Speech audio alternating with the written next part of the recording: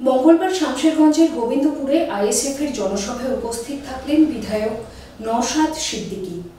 জনসভা থেকে এদিন তৃণমূল কংগ্রেস এবং বিজেপিকে কড়া ভাষায় আক্রমণ করেন তিনি। গঙ্গা ভাঙন, পরিযায়ী শ্রমিক ইস্যুতে স্থানীয় সাংসদ ও বিধায়কদের পিটলেন নওশাদ সিদ্দিকী। পাশাপাশি ধুলিয়ানের ঘটনা তথা হরগোবিন্দ দাস ও চন্দন দাসের খুনের ঘটনায় জড়িতদের দৃষ্টান্তমূলক শাস্তি দাবি করেন তিনি। এদিন জনসভায় উপস্থিত ছিলেন আইএসএফ নেতাকর্মীরা। আইএসএফ হচ্ছে অচ্ছুত, আইএসএফ কে মার দেওয়া যাবে না। আমরা অন্যান্য রাজনৈতিক দলের নেতারা যেখানে প্রোগ্রাম করে সেখানেই আমরা আমাদের রাজনৈতিক প্রোগ্রাম করতে চেয়েছিলাম। অধিকার সভা আমরা সমাবেশ সেখানেই করতে চেয়েছিলাম, কিন্তু আমাদেরকে সেখানে সুযোগ দেওয়া হয়নি। এই যে জায়গাটা, এই জায়গা মালিককে অনেক প্রেসার ক্রিয়েট করেছিল এটাও করতে দেবে না বলে। এত ভয় পাওয়ার কি আছে? বিজেপি এসে মুর্শিদাবাদে প্রোগ্রাম করে চলে যাচ্ছে, শুভেন্দু অধিকারী মুর্শিদাবাদে প্রোগ্রাম করছে, সেখানে কোনো সমস্যা নেই। তাদেরকে আটকানো হচ্ছে না, আইএসএফকে আটকানো হচ্ছে না কেন? আইএসএফ মানুষের কথা বলে, সমাজ ব্যবস্থা পরিবর্তনের কথা বলে, সেই জন্য ভয় পেয়ে আটকাচ্ছে আইএসএফকে। 90% সংখ্যালঘু সম্প্রদায়ের মানুষ এই অত্যাচারের শিকার হচ্ছে, 10% সংখ্যাগুরু তারা আবার পিছিয়ে বর্গের। কিন্তু এটা সমাধানের জন্য রাজ্য সরকারকে কঠোর ব্যবস্থা নিতে হবে। রাজ্য সরকার এই বিষয়টা নিয়ে সেরকম করছে না। আমরা অনুরোধ করছি রাজ্য সরকারকে, প্রয়োজনে পার্লামেন্টের সামনে এখন সেশন চলছে, ধর্নায় বসুক, পার্লামেন্টে একটা সেশন এটা নিয়ে আলোচনার জন্য রাখুক, এই দাবি করুক, রাষ্ট্রপতির সাথে দেখা করুক, প্রধানমন্ত্রীর সাথে দেখা করুক। এই অন্যায় অপশাসন বন্ধ হওয়া দরকার। এই শ্রমিকদেরকে বাংলায় কথা বলার জন্য যেভাবে অপমান করছে মেনে নেওয়া যায় না। কদিন আগে দেখছি অসভ্যগুলো বাংলা ভাষাকে বাংলাদেশি ভাষা বলে দেখে দেওয়ার চেষ্টা করেছে। এই বিষয়ে আমি স্বরাষ্ট্র দপ্তরে চিঠি করেছি ওই ইন্সপেক্টরের বিরুদ্ধে ব্যবস্থা গ্রহণের জন্য। বাংলা ভাষার আক্রমণ হচ্ছে, কিছু বুদ্ধিজীবী পশ্চিমবঙ্গে আছেন তারা বলছেন বাংলা ভাষার আক্রমণ নয়। দুর্ভাগ্য আমাদের শেষ হতে বুদ্ধিজীবীদের নাম নিচ্ছি না আমি। কদিন আগে অসম সরকার বললো যারা তাদের মাতৃভাষা বাংলা হিসেবে উল্লেখ করবে তাদেরকে আমরা ঘুষ পেতে বাংলা হিসেবে সহজে চিহ্নিত করতে পারবো। আর আজকে দেখুন বাংলা ভাষাকে বাংলাদেশের ভাষা বলে দেখে দিচ্ছে। এর বিরুদ্ধে সেই বুদ্ধিজীবীর আর পেন চলছে না। আমাদের জাতীয় সঙ্গীত বাংলা ভাষা রচিত, সেই বাংলা ভাষাকে অপমান করছে। পৃথিবীর 10টা ভাষায় সব থেকে যারা বেশি কথা বলে তার মধ্যে এই ক্রাইমটি আমাদের বাংলা, তারপরেও বাংলা ভাষাকে অপমান করা হচ্ছে।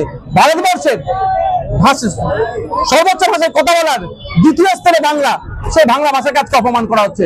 রাজ্যের মুখ্যমন্ত্রী যারা অপমান করছে দায়িত্ব নিয়ে তাদের বিরুদ্ধে ব্যবস্থা গ্রহণ করতে পারছে না, গাফিলতি আছে, ইচ্ছা করে ধরছে না মেন একুশকে।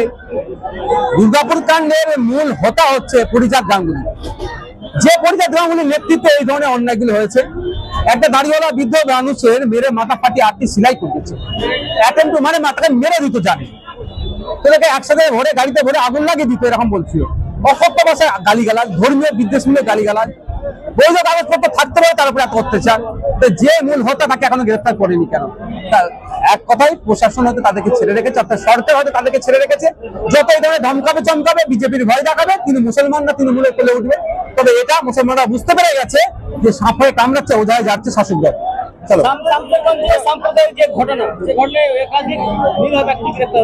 তারা যাতে দ্রুত জামিন পায় সেই জন্য আমি কথা বলছি। নিরীহ ব্যক্তিদের দ্রুত জামিনের ব্যবস্থা সরকার কি করতে হবে। আমরা যারা এই সাম্প্রদায়িক কাণ্ডের সাথে যে বা যারা যুক্ত, চন্দন দাস, হরিগোবিন্দ দাস, ইজাজ মোল্লাদেরকে যারা খুন করেছে প্রত্যেককে সর্বোচ্চ শাস্তির দাবি জানাচ্ছি।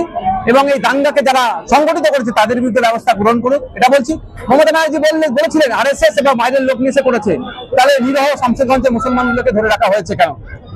এটা তাদেরকে দ্রুত জামিনের ব্যবস্থা করতে হবে। আমি আইনি ব্যাপারটাও এদের সাথে বলেছি, কেউ যদি আমার সাথে যোগাযোগ করে আমি আইনি পরিষেবা দেবো।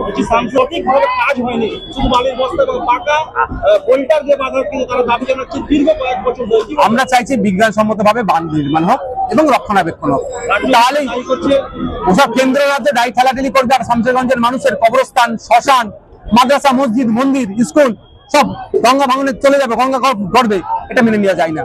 রাজ্য সরকারকে দায়িত্ব নিতে হবে, দায়িত্ব নিয়ে গঙ্গা ভাঙন রোধ করতে হবে। এগুলো লুট হয়ে যাচ্ছে, জনপ্রতিনিধি যারা আছে সবাই না কিছু কিছু জায়গাতে লুট করে নিচ্ছে। স্বতঃস্ফূর্তভাবে মানুষ এসেছে, না বিরিয়ানির প্যাকেট, না 500 টাকা, না ধমকে চমকে। আগামী দিন শামশেরগঞ্জে আইএসএফ আসছে, এটার বার্তা দিয়ে দিচ্ছে। বিয়েবাড়ি, জন্মদিন অথবা অন্নপ্রাশন এমবি ধর অ্যান্ড সন জুয়েলার্স। মুর্শিদাবাদ জেলায় শতবর্ষের প্রতিষ্ঠান এমবি ধর অ্যান্ড সন জুয়েলার্স। আধুনিকতার ছোঁয়ায় জেলাবাসীর ভরসা এবং বিশ্বাসের নাম এমবি ধর and son jewellers. 127 Daihata road, Sonapatti, Khagra, Murshidabad.